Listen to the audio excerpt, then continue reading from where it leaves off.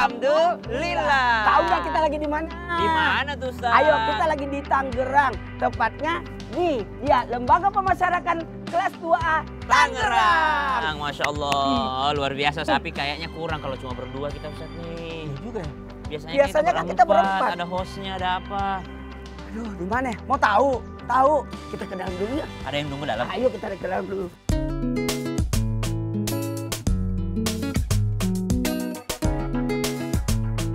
Di dalam apa di luar sih? Assalamualaikum semuanya, jamaah Islam itu indah, jamaah, alhamdulillah. Apa kabar nih semuanya? Kita sekarang lagi sibuk banget nih ya jamaah ya, maaf banget kita lagi sibuk. Nggak cuma jamaah aja, tapi teman-teman yang ada di Lapas 2 Tangerang juga sama sibuknya kayak jamaah. Yes, karena di Lapas Tangerang 2A ini seluruh binaannya itu diberikan ruang untuk berkreasi, untuk bisa mengasah skill mereka. Jadi insya Allah mereka nanti punya skill tambahan. Aku mau cicip dong, boleh nggak sih? Ini kan yang baru mentahnya. Boleh. Kalau cicip boleh dong. Oh, jadi bulatnya nanti kayak gini. Iya, ini ada abon, ada Aku juga mau nyicip dong, boleh Jadi nggak? dari segini nih pemirsa, ya ampun, Masya Allah. Coba Kalau dulu kakak Caca itu abon, aku ini aja deh. Aku keju coklat ya. Masya Allah. Ayo kakak duduknya nih. Sama-sama bareng kita duduk. Iya, Tidak boleh kita makan sambil berdiri ya, tidak boleh. Kan kita langsing-langsing.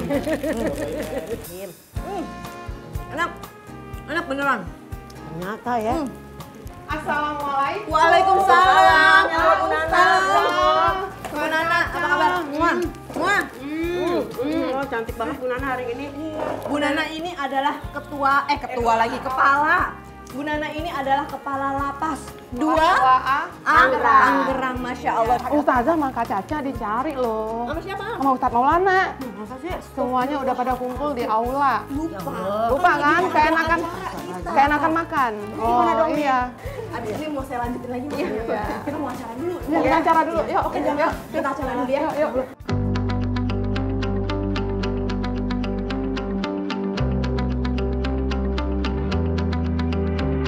Jamaah! Yeay! Oh jamaah! Yeay! Alhamdulillah. Aduh Bu, nih ada masalah nih. Kenapa, Ustaz? Karena kita kan mau syuting. Terus?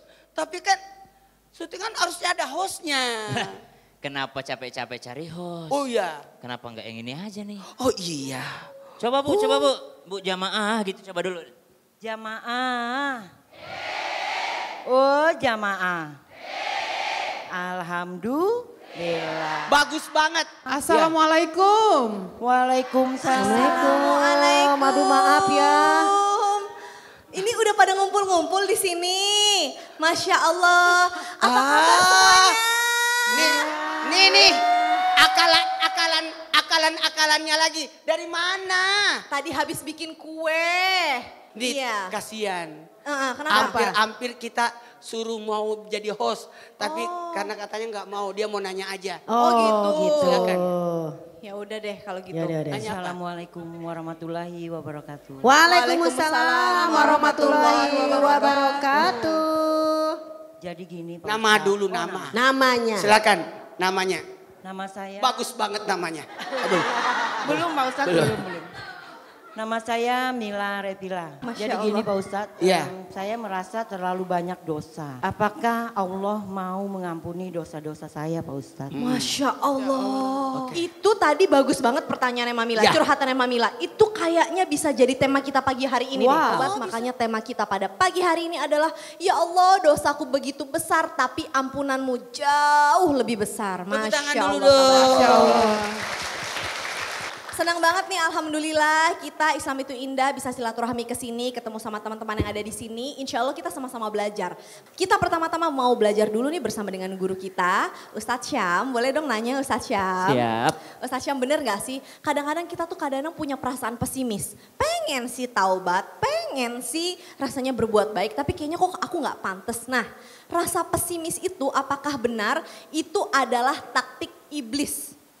Apakah taktik iblis itu membuat kita jadi merasa taubat kita tidak diterima oleh Allah Subhanahu wa taala? Mohon tausiahnya.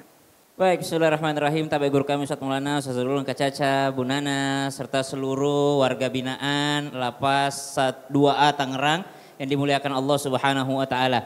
Yang berdiri di depan belum tentu lebih mulia daripada yang duduk di depan ini. Kenapa? Karena yang dilihat oleh Allah Subhanahu wa taala adalah hatinya, bukan casingnya. Ini casing.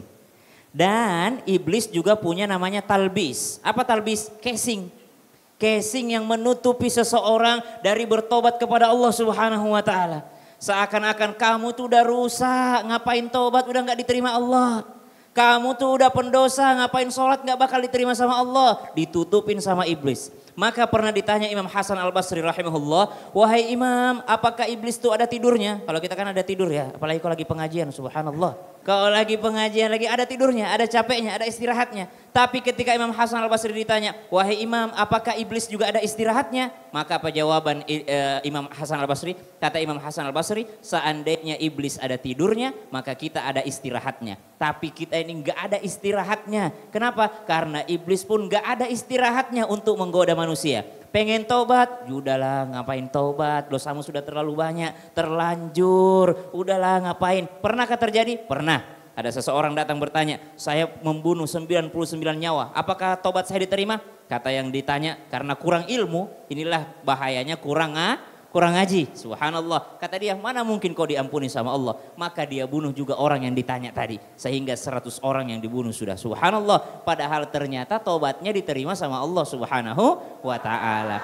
Maka jangan sampai tertipu dengan talbisnya iblis. Apa itu? Membuat seseorang merasa tidak diterima sama Allah. Padahal Allah janji, ana inda abdi dhanni bi. Saya sesuai dengan prasangka hambaku. Kalau hambaku merasa aku dekat, aku sangat dekat dengannya. Kalau hambaku merasa aku akan menerima taubatnya, maka aku pasti akan menerima taubatnya. Penilaian yang paling kita kejar bukan penilaian manusia. Mungkin manusia menganggap kita ini pendosa. Mungkin manusia menganggap kita ini adalah orang yang buruk. Tapi yang bisa menilai itu adalah Allah Subhanahu wa ta'ala. Tahu nggak teman-teman sekalian, jamaah sekalian. Siapakah manusia yang paling harus banyak bertobat sama Allah? Siapakah? Orang yang harus paling banyak bertobat kepada Allah adalah orang yang dianggap baik sama orang lain. Ustadz tuh, oh padahal saya yang tahu dosa saya. Kenapa? Allah tahu dosamu, Allah tutupi aibmu dan engkau tahu. Aduh ya Allah. Astagfirullahaladzim. Jadi harusnya memang seperti itu ya Ustaz. Iya dong Ustaz. Jadi orang-orang yang dianggap baik itu. Itulah yang paling pantas banyak beristighfar kepada Allah. Karena dia dan Allah tahu dosanya apa. Jazakallah Sama-sama khair, Kak Caca. Ustadz Syam, Ustadz Maulana, luar biasa. Kasih tepuk tangan dulu dong Ibu. Seneng gak Islam itu Indah datang ke sini? Semangat kan? Oke, nah berikutnya kita mau belajar nih bersama dengan Ustazah Lulung. Nah Bunda Lulung, ketika kita punya rasa sakit hati atau dalam tanda kutip kita ngerasa kita tuh dizolimin sama seseorang gitu atau gimana gitu. Nah bener gak sih kalau kita membuat orang lain jadi kesel sama kita atau marah sama kita, Terus? ya kita kan bisa minta maaf nih sama Allah. Tapi sebelum kita minta maaf sama Allah, justru kita harus minta maaf sama orang Yang kita zolimi. yang kita bikin sakit hati, yang kita bikin marah gitu. Bener gak Allah gak akan maafin kita sebelum orang yang kita sakitin itu maafin kita Kata siapa? atau gimana sih sebenarnya? Mohon penjelasannya, Terima silakan. kasih Kakak Caca, Masya Allah mohon izin. Assalamualaikum warahmatullahi wabarakatuh. Masya Allah, buah semangka baru dipetik. Cakep. Nggak nyangka cantik-cantik. Ya Allah, alhamdulillah. Tapi masalahnya kita nggak dimaafin. Apakah doa kita atau dosa kita diampuni sama Allah? Nah kalau sama Allah udah pasti Allah maha pengampun. Innahu huwal ghafurur rahim. Allah sangat maha pengampun. Tapi orang nggak mau ngampuni, itu urusan dia dengan kita belum beres. Maka kita terus lagi rayu dia untuk bisa memaafkan kita. Tapi kalau dia tidak memaafkan karena dia sombong, enggak ya gue bakal maafin. Dia yang salah jadinya. Tapi kalau dia tidak memaafkan karena memang mungkin sakit hatinya panjang, luka yang dalam tidak berdarah. Asik, tidak berdarah ya. Kalau berdarah kan kalau kena nyamuk pok ya kan, nyamuknya berdarah deh tuh ya. Maka kita doakan dia. Karena apa? Hanya dengan doa yang bisa membolak-balik hati manusia. Kita diminta maaf. Kalau dia nggak maafin, bukan kita lagi yang salah, tapi dia yang nantinya punya pertanggungjawaban kepada Allah. Dan kita satu kepada orang tersebut, satu doakan terus. Karena apa? Mungkin sakit hati terlalu dalam. Apa doanya? Doakan dia, ya muqallibal qulub sabit qalbi ala dinika. Ya Allah, Allah yang maha membolak-balik hati manusia. Tetapkan hatinya pada ketaatan padamu. Kalau memang hari ini dia belum maafin aku, ya Allah, hatinya bolak-balik ya Allah, agar dia lembut hatinya. Gitu. Habis kita ngomong udah, minta maaf udah. Jadi mau gimana dong kita? Ya enggak? Kan kita manusia. Yang kedua, setelah kita mendoakannya, kita terus berbuat baik. Tunjukkan sama dia bahwa kita memang sudah minta maaf dan kita berbuat baik. Jadi bahasanya maafnya kita tuh ada bekasnya. Jangan yang maaf tapi di mulut doang. Di hatinya, sorry ya. Udah gitu kita ngomong lagi, ikan emas, ikan lele. Cakep. Ikan emas, ikan lele. Cakep. Sorry, gua nggak panas karena lo sepele. Oh, subhanallah. Wah. Artinya berarti Ya. Ustadz Maulana bukan masalah apakah orang tersebut memaafkan kita, enggak. Tapi usaha kita untuk meminta maaf. Iya. Urusan orang itu mau maafin kita apa enggak itu udah jadi urusan dia sama Allah. Terserah. Gitu ya, yang perlu digarisbawahin itu, Masya Allah. Nah guru-guruku, habis ini kita masih akan belajar lagi nih Masa sih? lanjut dengan tema kita. Ya Allah, dosaku begitu besar tapi ampunanmu jauh lebih besar. Jadi jangan kemana-mana, tetap di Islam itu indah.